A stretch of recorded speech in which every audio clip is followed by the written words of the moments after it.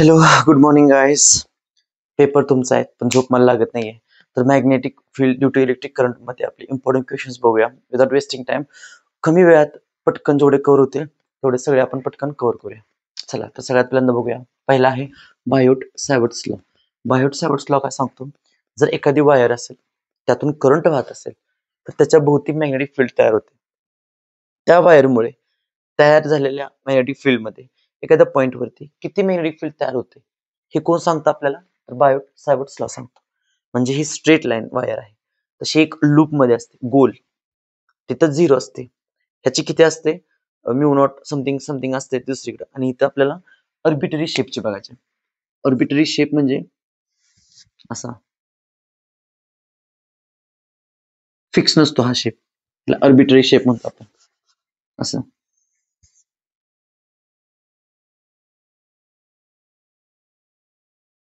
म्हणजे असा शेप ज्याची टोटल लेंथ सपोज यल आहे, तर त्याच्यात छोटासा तुकडा घेतला आपण, त्या लेनचा छोटासा तुकडा ज्यातून करंट वाहतोय, आणि त्या छोट्याशा तुकड्यातल्या करंट मग छोटीशी मॅग्नेटिक फील्ड तयार होणार.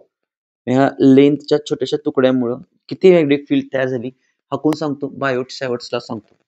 मग आपण इथं इथपर्यंत काहीतरी घेतो, या पॉइंटला तुम्ही पी म्हणलं तर ह्या डीएल पासून तयार होणाऱ्या मॅग्नेटिक फील्ड पर्यंतच्या अंतरला आर म्हटलं. पण त्याला मी एक टँजंट काढली, टँजंट. तर टँजंट सोबत जो थिटा झाला त्या थिटाचा मी साइन थिटा लक्षात ठेवणार. हे मला लागणार आहे त्यामुळे मी घेतलं.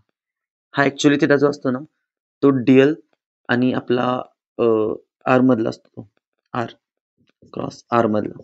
क्रॉस प्लॉट काढला की साइन थिटा मिळतो म्हणून आपण घेतो. मग आता बघा, ही अर्बिटरी शेपची वायर आहे. कसली अर्बिटरी, कन्सिडर मध्ये लिहायला काम आले. Consider a arbitrary shaped wire in which current is passing, current I is passing. तर बघा, कोणतीही एक डायग्राम काढू शकतो तुम्ही, दोन्ही बरोबर आहेत, ही पण ही पण.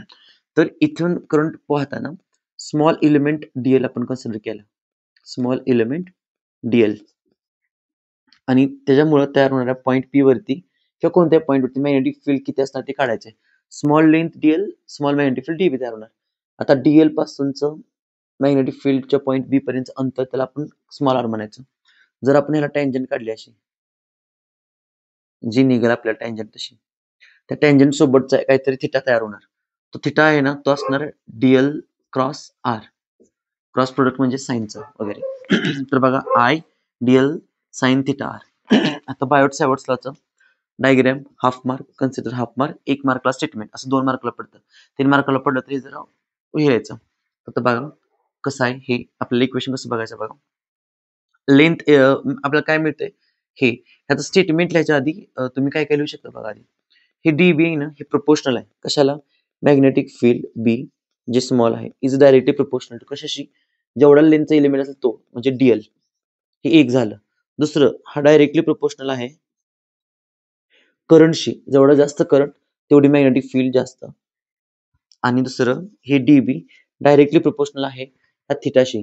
क्रॉस घेतल्यावरती आपल्याला काय मिळतो, साइन थिटा, म्हणजे डायरेक्ट साइन ऑफ थिटाशी.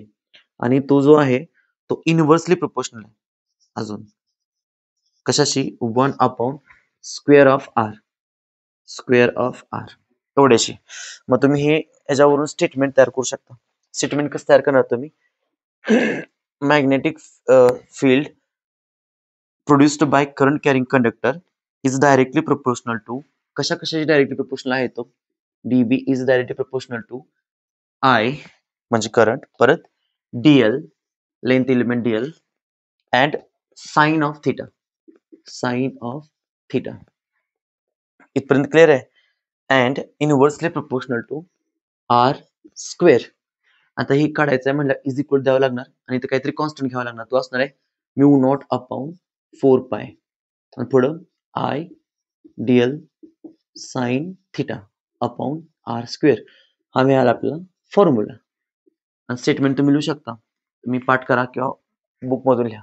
स्टेटमेंट पण लिहायचं, स्टेटमेंटला 1 मार्क असतो. थेरी काय मी सांगत बसणार नाही, व्हिडिओ लेंदी होईल. आता तुम्ही ह्याची पण इथं वेक्टर प्रोडक्ट पण घेऊ शकता. वेक्टर फॉर्म, वेक्टर फॉर्म मध्ये काय, हे as it is mu naught upon 4 पाय. फक्त इथं काय करायचं, इथं क्रॉस येणार कसा बघा, I Diehl cross sine theta कुणाच्या बदला अँगल आहे, डीएल आणि आर चा, हा डीएल क्रॉस आर येणार, डीएल क्रॉस आर आणि खाली येणार आर क्यूब. बस हे एक इक्वेशन, हे एक इक्वेशन, एवढं लिहायचं, 2 ते 3 मार्क मिळाले. चला नेक्स्ट क्वेश्चन पाहूया.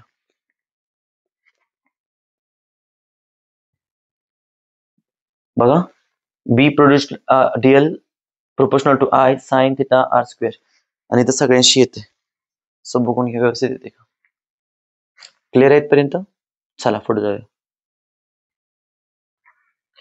सेकंड क्वेश्चन आहे, obtain the expression for magnetic induction, म्हणजे मॅग्नेटिक फील्ड काढायचे ऑफ अ टोरॉइड. टोरॉइड म्हणजे काय असतं, असं एक असतं त्याच्या आतमध्ये असे वायर गुंडाळलेले असते, of n number of turns, म्हणजे त्याला नंबर ऑफ टर्न्स आहेत, एक नाही भरपूर वेळा गुंडाळले, about an axis passing through its centre of perpendicular to its plane. फक्त एक शब्द शोधायचा, टोरॉइड, एन टर्म्स आहेत, काय करायचं सांगितलं, मॅग्नेटिक फील्ड, सरळ सरळ हे डेरिव्हेशन करायचं, आणि हे जे एवढं दिले ना, कन्सिडर दिले, कन्सिडर मध्ये लिहून टाकायचं, हाफ मार्क मिळून गेला. सोल्युशन बघा, टोरॉइडचे अलॉंग एक ऍक्सिस आहे परपेंडिक्युलर टू इट्स प्लेन, त्याच्या भोवती तुम्हाला मॅग्नेटिक फील्ड काढायचे. सरळ सरळ एवढं समजून घ्या. आता इकडे या, पहिल्यांदा वायरचा हिस्सा काढायचा, सर्कल काढायचा, आणि त्यानंतर 3 सर्कल काढायचे, मधीच एक रेडियस ऍव्हरेज आर द्यायचे, संपला विषय, त्याला सेंटर ओ म्हणायचं. आता हे क्रॉस आहे ना, ते मॅग्नेटिक फील्ड आत जात्या, म्हणजे डॉट आहे ना ती अशी बाहेर येते, बिकॉज ऑफ दिस हे.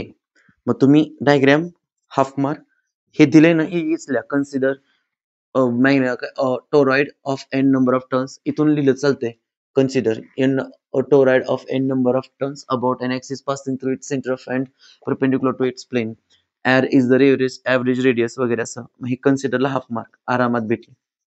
इथपर्यंत क्लिअर आहे. आता डेरिव्हेशन्स काय म्हणायचं, सरळ सरळ by Ampere's law. Ampere's law, Ampere's law काय म्हणतो, magnetic field along line integral, म्हणजे आता ही लेंथ आहे ना, मग magnetic field along length dl, त्याचं लाईन इंटिग्रल हे किती मिळतं आपल्याला, म्यू नॉट टाइम्स आय. इथं आय काय असतो आपला, नेट करंट, म्हणजे टोटल करंट. आता टोटल करंट आय म्हणजे काय असणार आहे, वायर मधून वाहणारा छोटा करंट आणि नंबर ऑफ टर्न्स, जेवढे नंबर ऑफ टर्न्स आहेत तेवढे, तोच असणार आहे आपला टोटल करंट, तो इथं टाकूया आपण. मग म्हणजे आपल्याला काय मिळते, इथं म्यू नॉट आयचं काय मिळणार आहे, आय एन, आणि इथं बी बाहेर काढलं मी, आतमध्ये काय राहिलं, लाईन इंटिग्रल, म्हणजे close integral of length Diehl. Close integral of length Diehl म्हणजे लेंथचा एक छोटा तुकडा घेतला, ह्यालाच इंटिग्रेट केलं तर तुम्हाला लेंथ एवढी मिळणार आहे, म्हणजे सर्कलचा सर्कम्फरन्स मिळणार आहे. तुम्ही ह्याचं काय घेऊ शकता, 3 डॉट देऊन, जसं इथे घेतलं आपण तसं सेम लाईन इंटिग्रल डीएलचं, इथं क्लोज्ड इंटिग्रल आहे, म्हणजे सर्कल असणार, म्हणजे काय असणार आहे, 2 पाय आर, सर्कलचा सर्कम्फरन्स टाका इथं. बी पुढे काय मिळालं, 2 pi r is equal to mu not I n. फक्त बी काढायचं आहे, हे पलीकडे घालावा, म्हणजे आधी काय राहिलं, mu not I n upon हे 2 पाय आर पलीकडे गेलं, 2 पाय आर, इथं काय राहिलं, बी झालं. बाय एम्पियर्स लॉ आपला मॅग्नेटिक फील्ड मिळाली. दिस इज द एक्सप्रेशन, नंतर लिहायचं, this is expression for magnetic induction of a toroid, आणि डॉट डॉट डॉट असं वगैरे. Half mark, half mark, 2 mark finish. Next बघूया. State the formula for magnetic potential energy of a dipole and hence obtain the minimum and maximum magnetic potential dipole.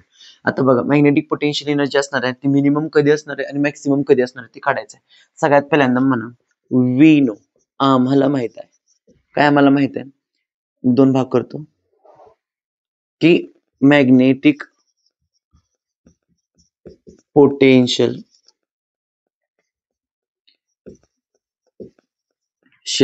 एनर्जीचा formula, energy is U is equal to काय आहे, minus mu dot B. Dot आहे म्हणजे जर तुम्ही याला explain केलं पुढे तर काय मिळतं तुम्हाला, मायनस म्यू डॉटचं ऍज इट इज बी आणि पुढं कॉस थिटा, इक्वेशन 1. आता म्हणणार ये कहा से आया, तर यू म्हणजे पोटेन्शियल एनर्जी, म्यू म्हणजे आपला dipole movement, dipole magnetic dipole, आणि ही म्हणजे मॅग्नेटिक फील्ड. हे आपल्याला मिळालं. ओके, आता काय कधी काढायचे मिनिमम साठी. पहिल्यांदा इथं थिटाची व्हॅल्यू टाकूया आपण. जेव्हा दोन वेक्टर असे असतील म्हणजे म्यू असा आणि मॅग्नेटिक फील्ड पण असा, तर यांच्यामध्ये थिटा किती असेल 0. मग पहिली केस जेव्हा थिटा आपला 0 असेल for theta is equal to 0, किंवा हे दोघ जण कसे आहेत पॅरलल, असं पण विचारलं जाऊ शकतं. तुमच्या ह्यानं जसं लिहायचं आहे तसं लिहा तुम्ही. मी व्यवस्थित लिहायचा प्रयत्न करतो. एक for theta is equal to 0, formula काय बनणार, यू इज इक्वल टू काय बनणार मायनस म्यू बी. आता कॉस 0 काय असतो 1. बघा मगाच्या लाईव्ह लेक्चर मध्ये मी सांगितलेलं ऑसिलेशनच्या कसं काढायचं व्हॅल्यू. कॉस 0 असतो 1, म्हणजे इथं काय आला 1, म्हणजे मायनस म्यू बी. इथं पोटेन्शियल एनर्जी मिळाली. ही काय मिळाली, मायनस म्हणजे काय मिळाली, मिनिमम मिळाली. काय मिळाली, मिनिमम पोटेन्शियल एनर्जी. आता काय करूया, सेकंड केस बघूया. सेकंड केस मध्ये काय करायचं बघा.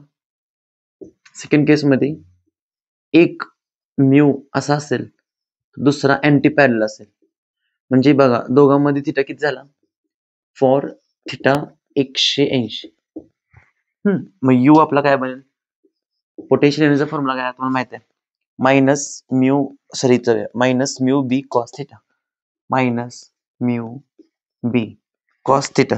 आता इथं कॉस थिटा किती आहे बघा, कॉस 180 किती असतो -1, म्हणजे -1 minus minus plus mu B. U म्हणजे यू इज इक्वल काय मिळालं तुम्हाला, mu B which is what, maximum. मिळालं का मॅक्सिमम, मॅक्सिमम पोटेन्शियल एनर्जी. कळलं, व्यवस्थित समजून घ्या. हे बघा फक्त इथं असं आहे, इथं असं आहे, हे अँटी पॅरलल आहेत 180. बघा तुम्हाला समजण्यासाठी काढलंय, आणि हे पॅरलल आहे. चला next and last question of this topic. Draw neat labeled diagram of suspended coil type of galvanometer. galvanometer ची डायग्राम काढायची. टाइप कुठला आहे, सस्पेंडेड कॉइल. गॅल्व्हनोमीटरचं काम काय असतं बघा, गॅल्व्हनोमीटर करंट मेजर करतो असं बोलतात, पण ऍक्च्युअली त्याचं मेन काम आहे डिफ्लेक्ट करणं. जेव्हा गॅल्व्हनोमीटरच्या ह्या करंट पास होतो तेव्हा तो थोडं जरी करंट गेला तरी तो डिफ्लेक्शन दाखवतो. म्हणजे हा चौकीचा सारखं काम करतो. कोणतरी गेलं की भुकायचं काम करतो, कोणतरी गेलं की याला कळतं, म्हणजे करंट गेला की याला कळतं. एक्झॅक्ट किती करंट पास झाला हे एवढं डिटेक्ट करत नाही, पण ते डिफ्लेक्शन दाखवतं. ह्याचं एक काम आहे. आता डायग्राम म्हणजे काढायचे, तर ऍक्च्युअली तुम्हाला अशी उभी डायग्राम सांगितली आणि बुक मधलीच काढायची, इकडे तिकडची काढत बसायची नाही. पण समजून घ्या कसं आहे. ऍक्च्युअली हे जे तुम्ही असं उभं बघताय, हे जे उभं बघताय ना, उभं हे असं जर बघितलं तुम्ही तर तुम्हाला असं दिसणार आहे. 2 मॅग्नेट ठेवलेत, त्याच्यामध्ये सॉफ्ट आयर्न कोर ठेवलाय. बघा 2 मॅग्नेट ठेवलेत नॉर्थ टू साऊथ, आणि एक सॉफ्ट आयर्न कोर ठेवलाय. आयर्न कोर का ठेवलाय, तर ही रेडियल मॅग्नेटिक फील्ड तयार करायसाठी. बघा युनिफॉर्म रेडियल मॅग्नेटिक फील्ड तयार झाली, म्हणजे जर असा असता तर अशी तयार झाली असते, पण आपल्याला एका ठिकाणी पाहिजे म्हणून ह्याला असं कर्वड केलंय, जेणेकरून ही सगळी फील्ड कशी अशी ह्याच्यावरती एकत्र आल्या, अशी जशी की आता इथून जर बघायचं म्हटलं तर अशी अशी एकत्र आल्या, बरोबर. ही नॉर्थ आहे, साऊथ आहे, परत वरती गेला त्याच्यामध्ये एक स्प्रिंग आहे.